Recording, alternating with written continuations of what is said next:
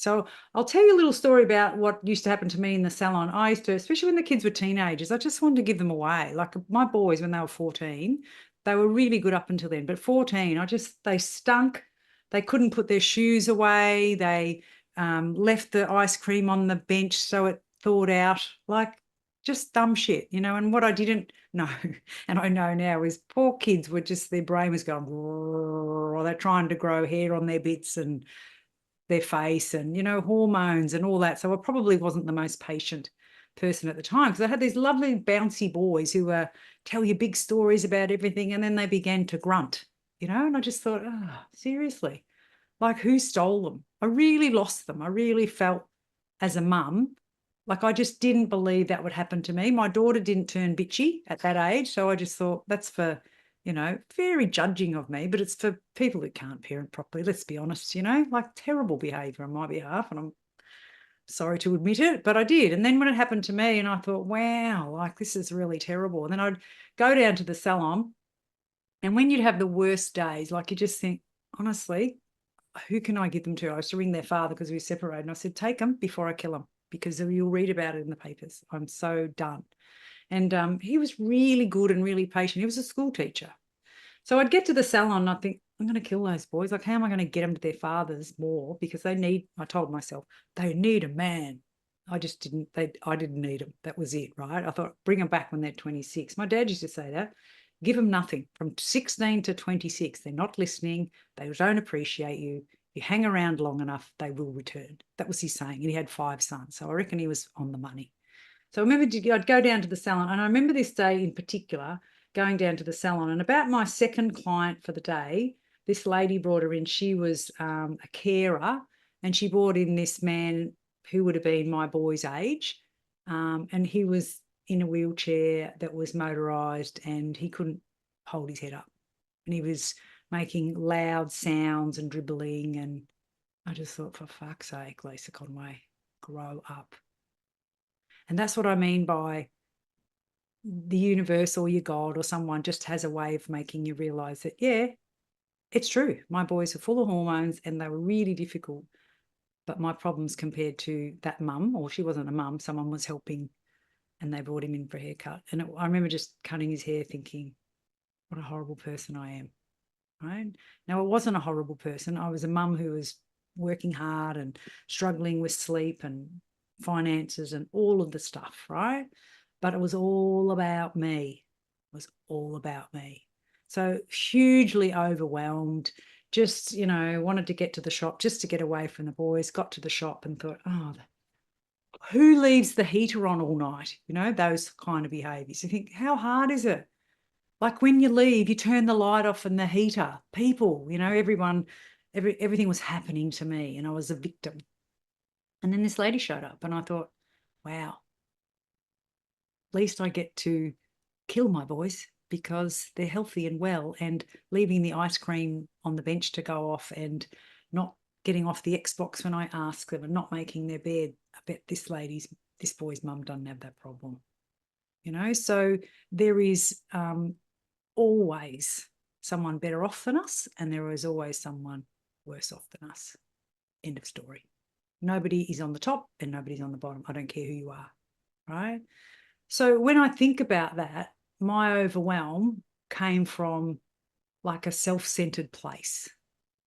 I just did. I wanted to control the world. I wanted to control my boys. I wanted to control the salon. I wanted to control the world. And I didn't realise that at the time. But as getting older and having a mental breakdown and unpacking what stresses me out or why I feel, when I've been in really dark spots, what was my biggest fear? And it comes back to 2 dragons, which I believe are gone. Fascinating. The fear of rejection and the fear of financial, downturn or crippling or lack of money, right? So like desperateness, fuck, if this doesn't work, what am I going to do for a living? Or what if I don't? Or, all sorts of things. That I don't do that anymore. I just think, you know what? I'm letting someone else work it out. And so when I talk to someone and they want to be in my program, I think, good on you. Fantastic. We're aligned and we see value. And when someone doesn't, I think, well, she's not ready yet, or perhaps I didn't give her the value. Like, what does she need? Because I think about what she needs, and Anna would be proof of this. What does Anna need to see, or what would make Anna feel safe? So the flip there is I'm leaning into what Anna needs rather than what I need, right? I never for 1 second gave my boys any thought for what they need. As far as I was concerned, they changed and I didn't like it. Does it make sense? So how does that land? Is there something in there that you think, oh, that's a bit of a learning?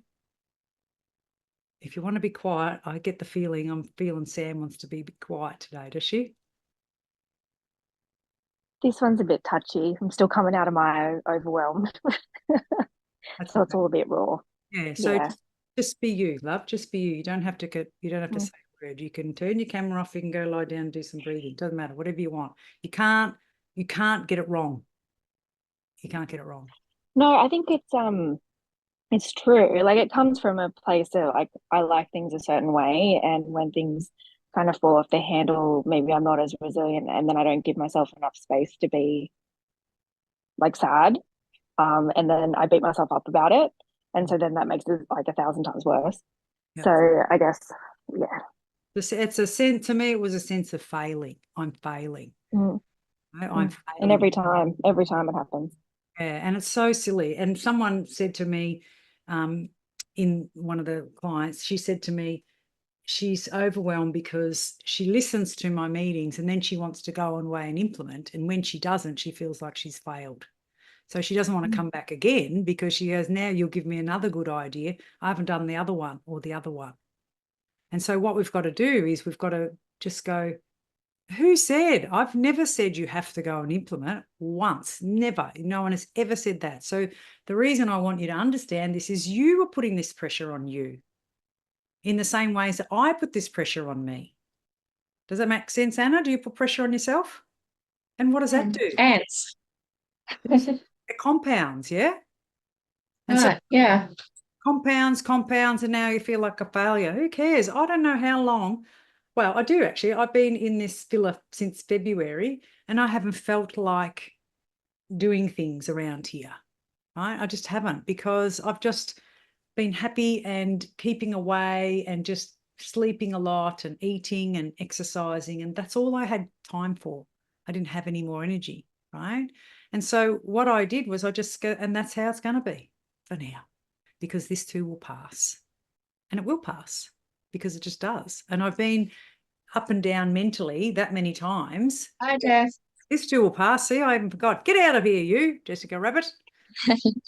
And Hi. so what I've realised, and this is the nice thing about working with someone who's been around the block a few times, is I know it passes. I know it passes. And so now I don't try and go, oh, when, people, when? I'm not impatient. I just think, you know what, it'll pass. And when it comes back, because it's like a wave for me, when it comes back, it'll come back and I will feel like doing something. And that's when I'm going to do it. Not now. Not now. Right? And my mum taught me that. She used to say, oh, like I'd ring up and she'd say, what are you doing? And I'd say, oh, I'm cleaning out the fridge. She goes, oh, I'm waiting for my fridge cleaning wave to come back. It hasn't arrived. So she used to talk about these jobs came in waves. And some days you'd wake up, and it's actually got to do with a lot with our hormones and cycle, which I don't have anymore, but you girls would. But there's times of the month when you feel strong and powerful, and there's times of the month when you just don't. And so what I'd like you to learn is just fucking sit in the times of the month when you don't. It's called a Lucille cycle or something, apparently. But there are times when you just feel stronger, and there's times when you just don't. That's it. And the only difference I've made is I'm not mean to myself in the I can't be fucked stage. Would that be a helpful skill to learn? Yeah. Doable? Do you trust me that it's doable? There's a proper formula to it, and I'll tell you how it works. It's fascinating. Yeah? Okay, so I want you to think about, there's a couple of parts to it. Think about someone who gives you the shits. You just think, oh, that person is so annoying. That person, I can't stand her. Like someone you might have, because I've certainly deleted people out of Facebook. I don't want to see them. They either I just think you're such a phony, you're such a fake, or I just think I can't look at you. Do you have anyone like that in your life? Maybe someone who worked for you who fucked you over or whatever. I could write a couple of coaches' names. Really bad, but I could. But I just think I just don't have anything to do with you. You're just not my person, I tell them, right? So think about if you can write down 2 names of people that you don't like. You don't have to share them with me. You can, and why you don't like them, right? And I'll do mine. I'll share you mine. So I'll write down the wrong name because I don't want to be mean.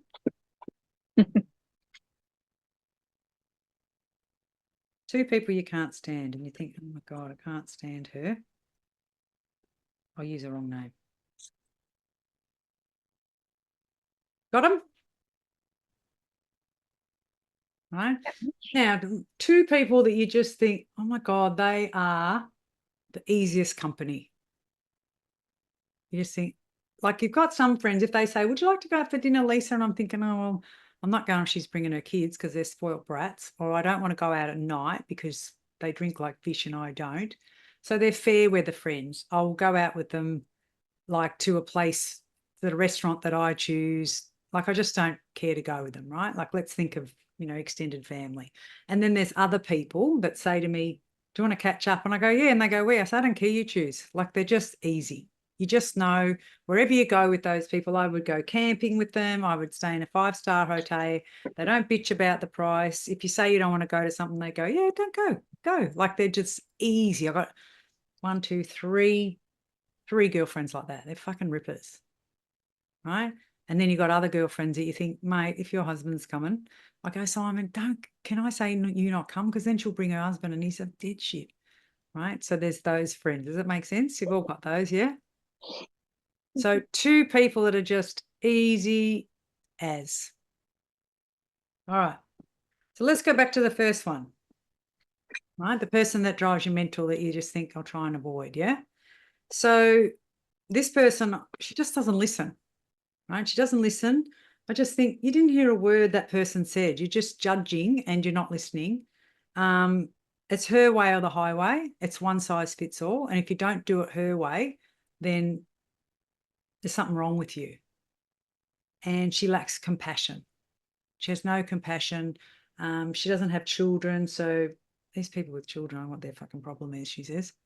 Like, wow, I don't like her.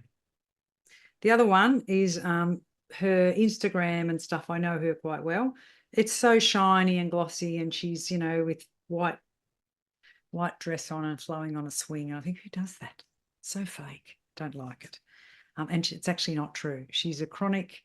She vapes. Anyway, she's all about healthy and shit, and she vapes and does drugs. Do drugs. I don't care. If I did them, I'd tell you, but I don't. Do you know what I mean? Like that annoys me about her. Do you want to share anything that you want to share about the person that gives you the shits? I don't know them, so that's okay. Mine are like, one of them is a guy I used to work with, but he was in my friendship group while I was nursing. Yep. And I couldn't stand him because I didn't know where I sat with him. I didn't think anything he said was genuine. Yeah. And it seemed like everything was a front. And so you can't read someone and trust someone when you think there's a front up. Yeah. And he was quite manipulative. Yeah. So, and I could see through that. And so, yeah. Yeah. That's I don't like him. Yeah, fair enough. Don't What want to about be around that. Yeah. What about you, Anna? First one that came to mind was a friendship that I had to end recently.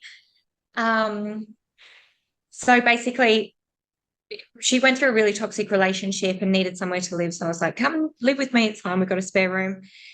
And it was just train wreck after train wreck. She crashed her car. Then I got her a hire car through one of my friends who she also crashed. It was just like everything was always so against her. But she was such a negative person. There was just so much drama. Everything was a problem. Every time she'd walk into the house, it was just so energy zapping that, yeah, it kind of got to the point I was like, I don't think this is a friendship. Same as me. Same with mine. I just thought, I'm not dealing with this. What I've learned just recently in a course that I was doing, because what I want to do is learn a lot about how you help people to be unstuck, because I feel like the only thing we got to do is work in here, right? Because if we work from our heart, which means we get out of our head and we get in our heart and we do what we love and we just disregard the rest, life changes for us. That personally, that's happened for me. I cannot believe that I will go back to a low place. I could dip a bit, but I don't. I think I've done it maybe 7 or 8 years. And before then, I didn't have any highs and lows. I think I've always been a high energy or, a flat battery person, but not a negative. And I think some of the things I did wrong was I didn't actually understand what I did. Like I just did it. And I go, oh, well, okay, compared to my kids, I've got no problems, and I just move on. And I never looked at anything. I never looked at my behavior. I just was Pollyanna, sweep it under the rug. And I just thought, like, don't even look at it. What's your problem? Stop. And I think I was emotionally shallow, right? And it wasn't until you get into such a bad place emotionally that you have to do the work on yourself. And I think for me, and I didn't realize when I stopped drinking that when you don't drink about it, you have to think about it. That's hard, right? So to heal is to feel, is another one they say, right? So if you don't drink about it, you're going to have to think about it.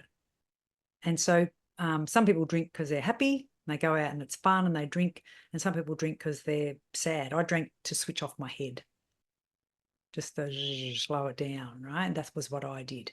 But it didn't fix a damn thing, just push the problem over to the next page. That's all. And so not drinking for nearly 18 months has made me look at myself. It's been hard. But what I'm learning is an emotional intelligence, which is incredible. I think, wow, that's what I did. The whole finding out ADHD and all of those things. And I just think as a carer, because that's what we are, we don't look at ourselves enough. I think we're pretty keen to help everyone else because it's just easier, and the thing that happens when I'm coaching someone is the minute it gets hard, they run away and back to the clients because it's not about them. That's what I used to do, right? That's the bit you can do. It's not about them. It's about you get a joy of giving. So you give, but you just pushed it down the highway. That's what I did, right? So the things that we do just pushes it down the highway. And so that's okay because you girls are half my age. How lucky are you to find me? That's what I think. I wished I had me when I was you. That's what I say all the time. And it's true. Right? Because most people won't share. Most people won't tell you when they're in the middle of Shitsville. They get on stage when they're out of Shitsville and then they exaggerate what Shitsville was. I'm not doing that. I just think that's just stupid. It just makes a person feel like they can't cope. Right? Make sense? So I just think what we're feeling is real, and there's a lot of things because of it, the pace that we live, the way our life is so expensive, the pressure to run a business, the pressure to run a family. It's a lot. It's a lot. Right. And I reckon it's more than a lot now because when I was raising a family, we didn't have social media. I didn't have to police the kids, and I think that's really hard. And I didn't have a screen to, cook my brain with the TikTok. We didn't have it. So I think you've actually got, in some ways, you've got a harder journey, but in other ways you haven't. Nobody talked about this shit back then. Nobody. Every woman pretended it was fine. Now they don't.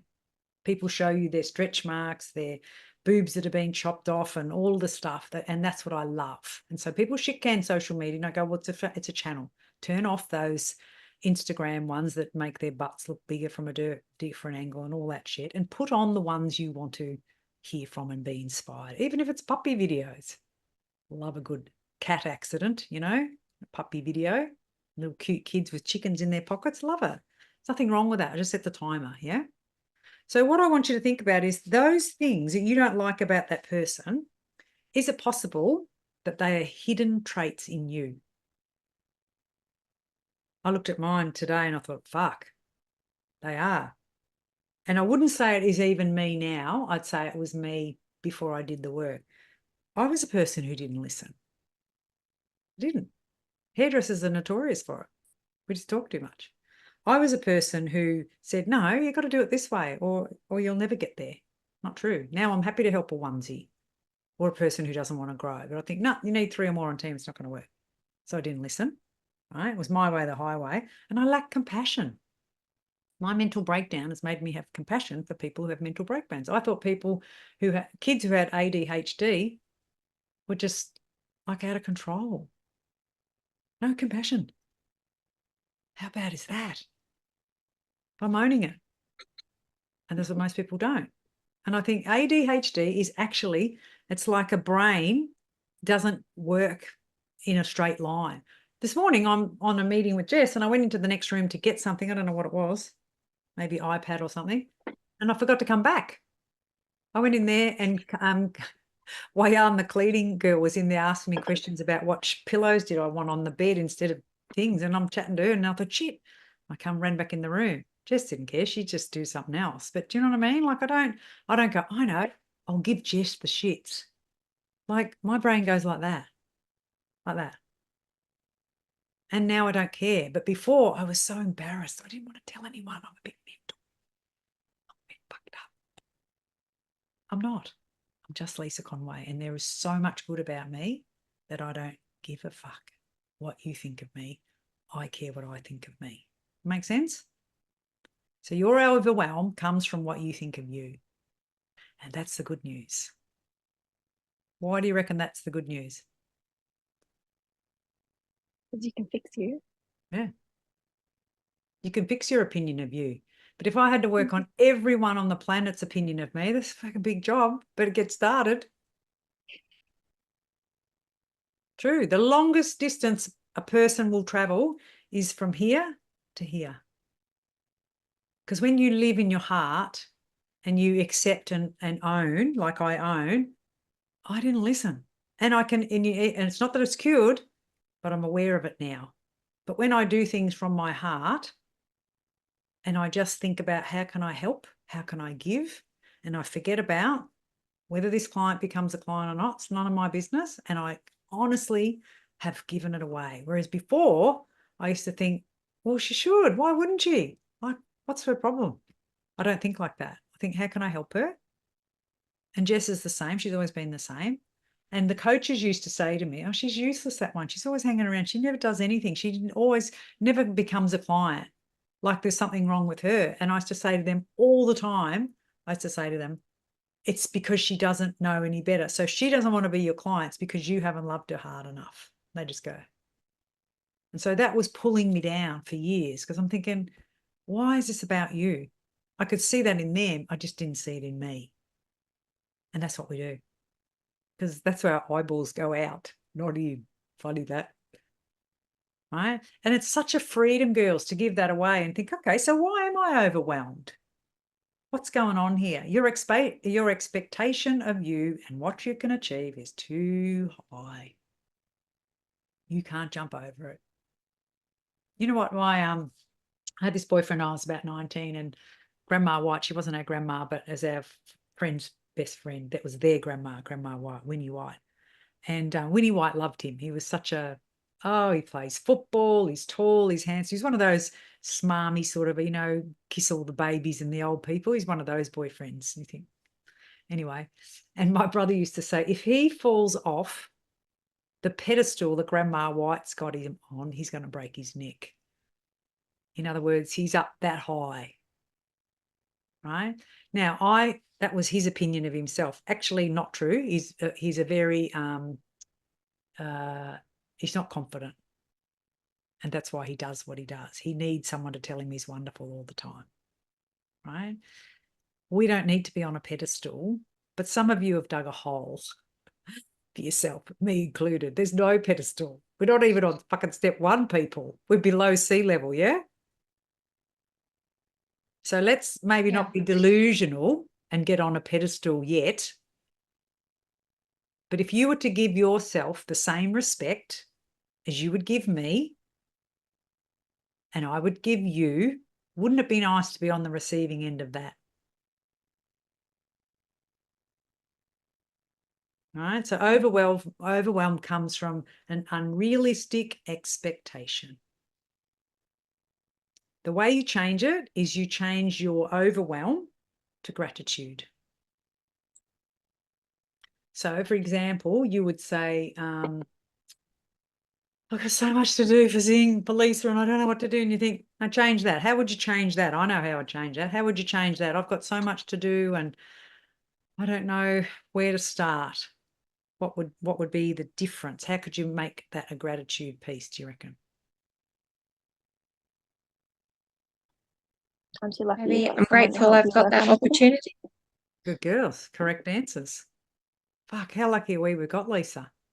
Back in 1964 when Lisa played Collingwood, fullback for Collingwood, Lisa didn't have anybody. That's why Lisa developed this. Fuck, we're so lucky to have her. That's it. That'll do. That will shift your mood, right? If you've got, well, you've got 4 children, Anna. How lucky am I don't have 8? Even if that's all you can do that one. Right? Or, oh, I'm so glad my salon isn't open 24 hours. I'm glad the bastard of things only open 8 hours a day. I don't know. Like you can make it funny too. Right? Well, my saying is you get that on the big jobs. Like sometimes I look at my arm and I think, mate, what's going on here? I think, oh, well, you get that on the big jobs. Whereas one time I would have think, fuck, don't put your arms up. So my other one, the other girl that I can't stand, shows the shiny side all the time, not the actual true side. And it's not true. Well, that's true. So trying to do this is not true. I do that too. But what you don't like in a person is magnified in them. That's what I think. That's like a big version of that. So have you ever said to someone, you remind me of, and they go, oh, I can't stand him. You ever said that to someone? People say that to me all the time. And I think, wow, you're so like her. I think, mate, you're exactly like her. Sorry, shit. And it's because they don't like the qualities of that person. They actually have them in themselves. That be fair to say? Have a look at your thing. Just have a minute now. Have a look at your page or drink me water. Is there I any? hope not. Well, I'm not saying it's true. And there's an exception to every rule on the planet. But I just think sometimes it's highlighted or magnified in someone else. And that's shit. That's kind of how I see it.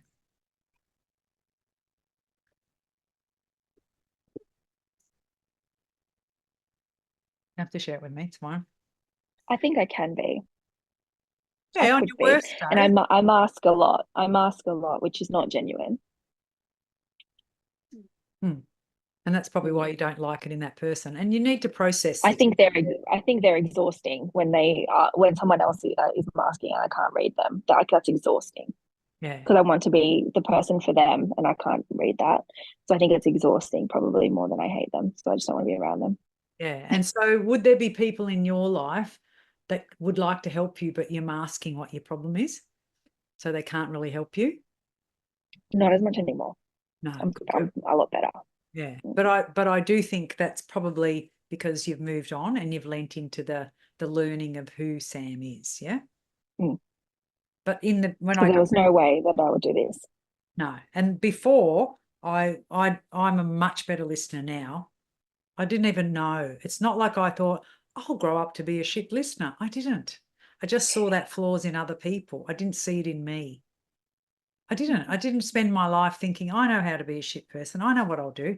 I'll do this and ignore this and ignore this so that when I'm, 50, I'll start to feel the fallout of it. I didn't do that. Like no one does that. So I was unaware. I was unaware. How do you fix something you're unaware of? Yeah, you can't. And so all I'm saying is the don't listener in me is well gone and moved on. But make me tired or grumpy or put me in a room full of people I don't like, I'll fucking not listen.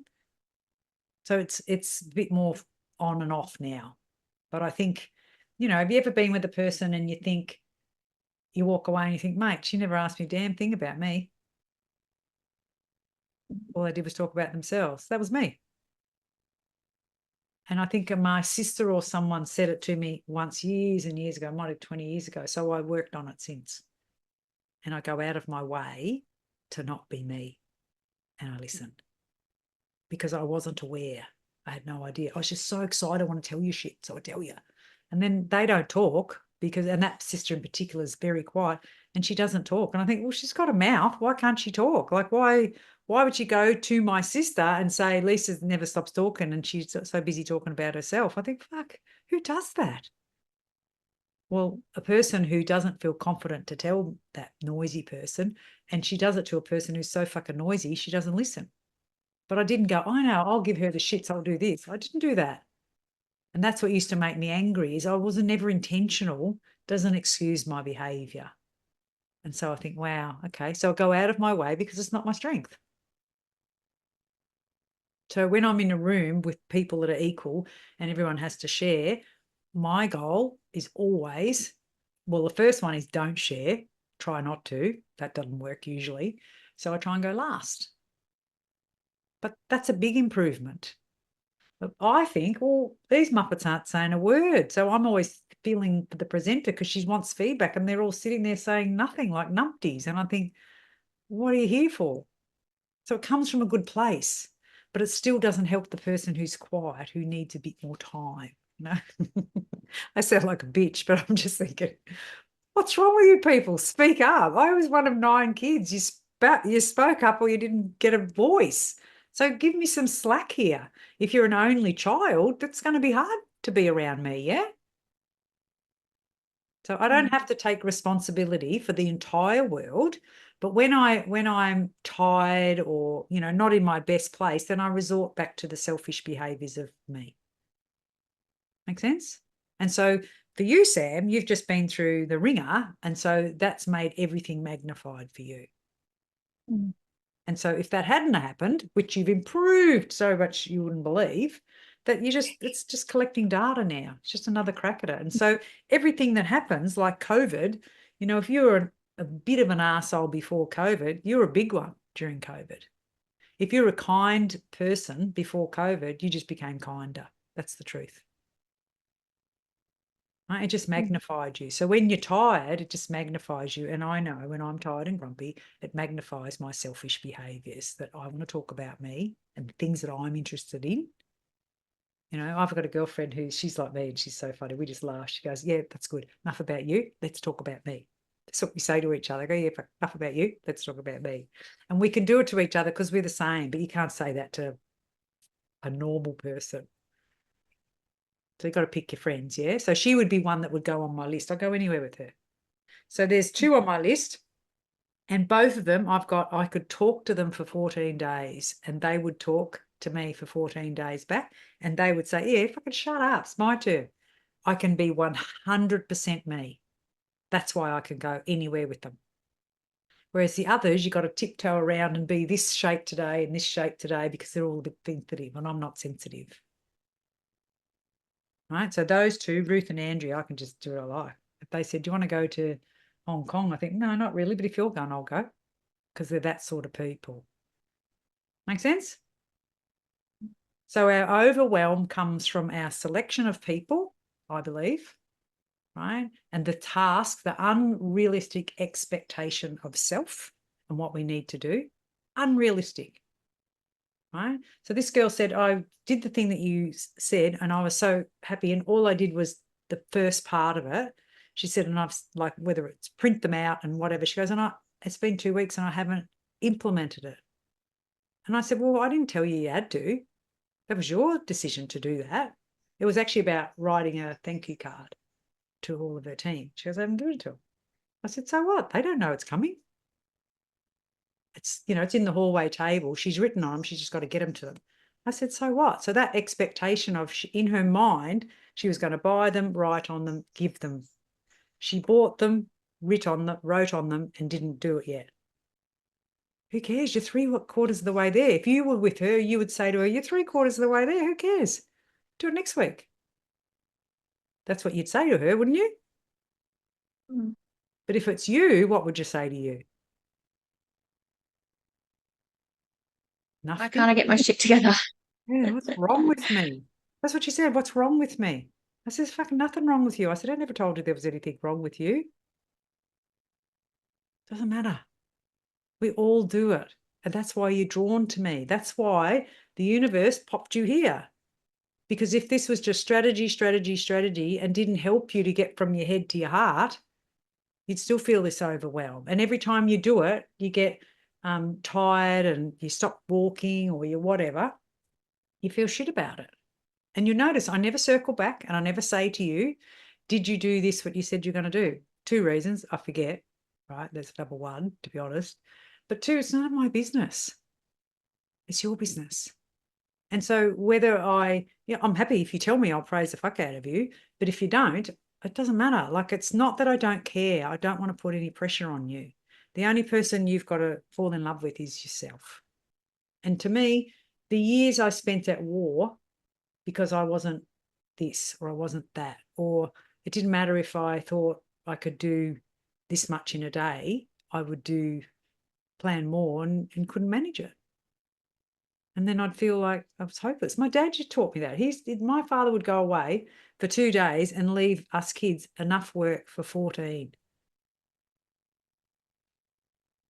When I go to the doctors or something, I think, oh, I'll take my knitting. Oh, and I'll take my iPad and I'll take a book to read. And I think, how long are you going to be there, Lise? Has anyone ever done that? I think he's probably going to be on time. I think, what are you doing?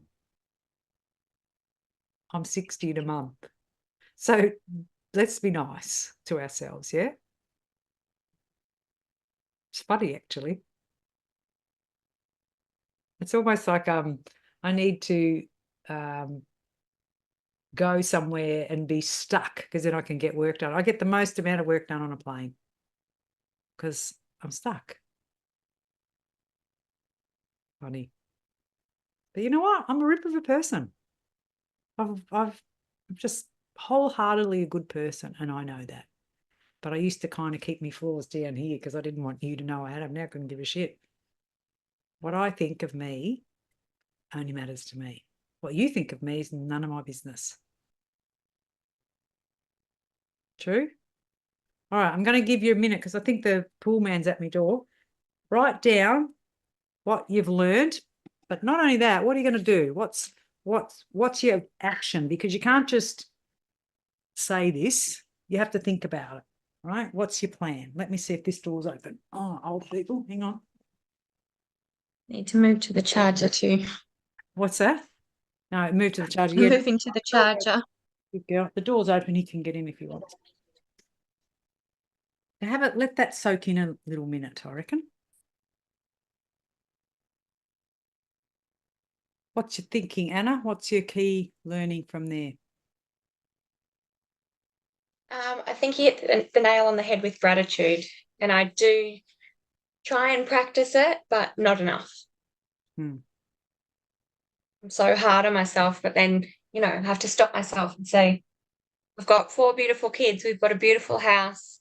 The clinic is great. We have a nice car. They go to nice schools. I've got a great supportive family, all these things you take for granted, but I didn't do this good enough. I didn't do that. It's like amnesia, isn't it? Mm. Well, I went to a Bali healer because when I was in a really bad spot, I just think I can't seem to get out of this spot. It will seem to be longer and deeper than ever before. And I think if you don't get the lesson, I think God gives it to you again. That's what I think, Mm-hmm. So the lesson is you get a cold sore or you get thrush or you get a rash or you get something. And if you don't pay attention, then you get something bigger, I think. It's like, hey, you, right?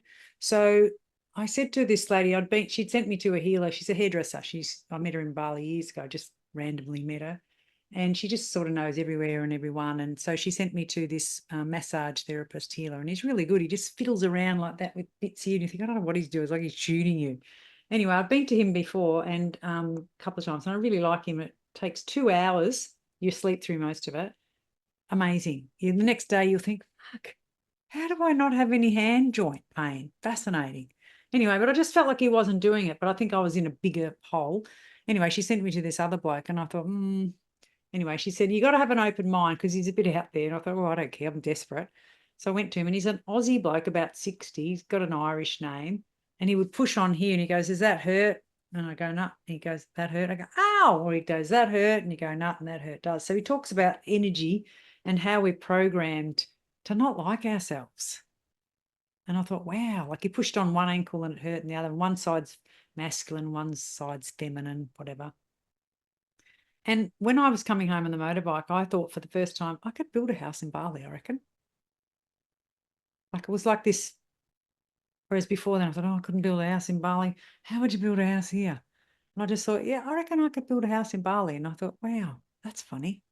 So he says about shifting your energy. He gave me a list of things I had to say every day in the mirror, looking at them. So you write it on a Post-it note and you look at it. So he said something like an abundance, and I can find them if you want, and energy flows through me.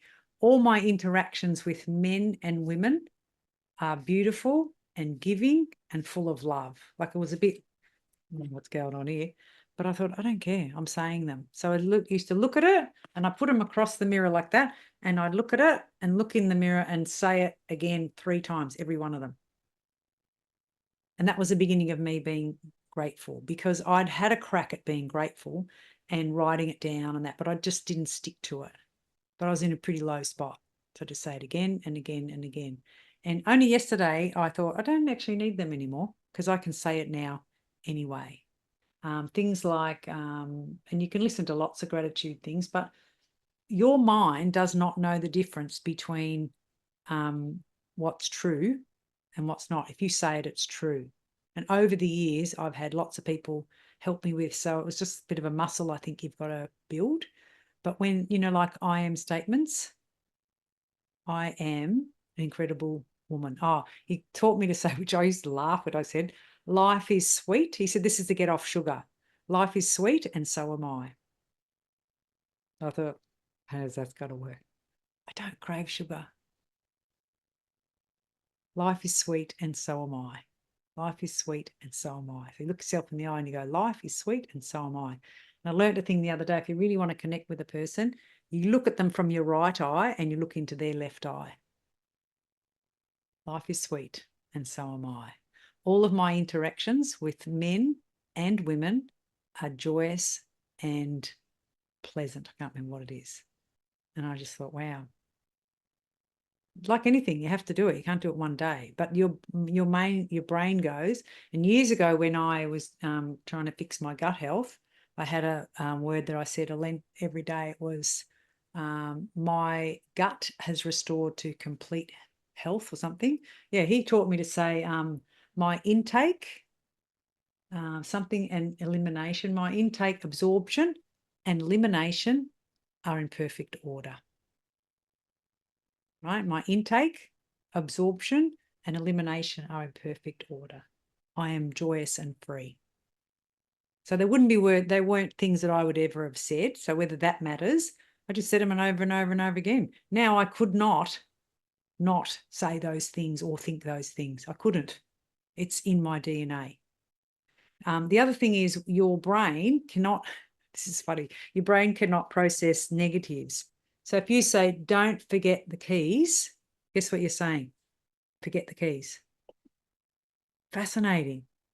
Twice I've run into a wall in Bali on my scooter, as I come around this corner and you can't see, and there's a creek on one side, so I've got to not run in the creek. And I come around the corner, I go, don't hit the wall, don't hit the wall. And I've only hit it with the handle of my bike and the side twice, because I'm thinking, don't hit that wall. And I run into it.